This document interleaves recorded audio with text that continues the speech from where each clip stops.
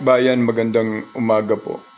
Ang Kuya Ed, makakomment lang tungkol sa sinasabi nito, tungkolokoy na General Brownie na to. Ang ating katapatan ay sa taong bayan, hindi sa mga politiko. Dahil bakit? Nakaramdam ka na ng pagtibag o pagbuwal tungkol sa inyong conspiracy at takip-takipan na katotohanan, ang civilian Brownie ang siya mo lang pwedeng papaniwalain, hindi kami. Okay na okay ang statement mong pampubliko nakakatarantado. Sa palagay mo, sino ang maluloko mo? Bakit? Ang ating katapatan ay sa taong bayan, hindi sa mga politiko? Ilang buwan ka nang nagsasabi niyan tungkol sa sinasabi mong walang kwentang katapatan. Dahil kung totoong may katapatan ka, tatakot ka ba na baka mabawi ang dalawa mong kondo, Minium, sa Bonifacio Global City, at yung isa na hindi pa kumpirmado? Kahit hindi yan kumpirmado, kumpirmado na yan. Dahil sa ilan?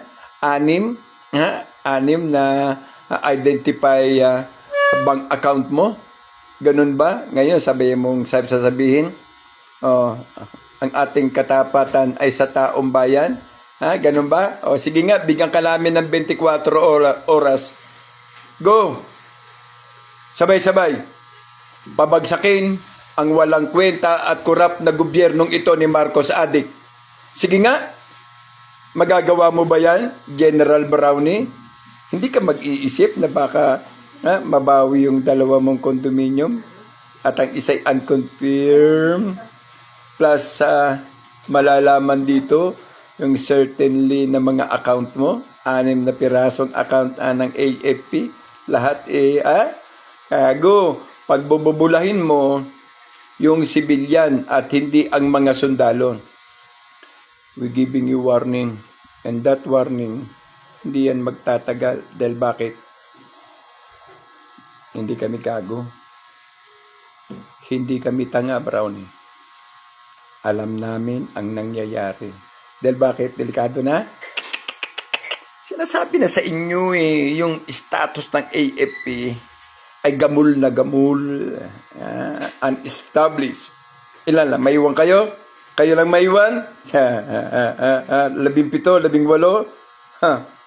Tagumpay ang mga junior officer. Kayo naman ang papalit sa mga gagong officer. Ayos ba yun? Sige nga. Basahin natin, bayan. Ang ating katapatan ay sa taong bayan, hindi sa mga politiko. Only 24 hours. Kung yan ang sinasabi mo, let's go. Let's go!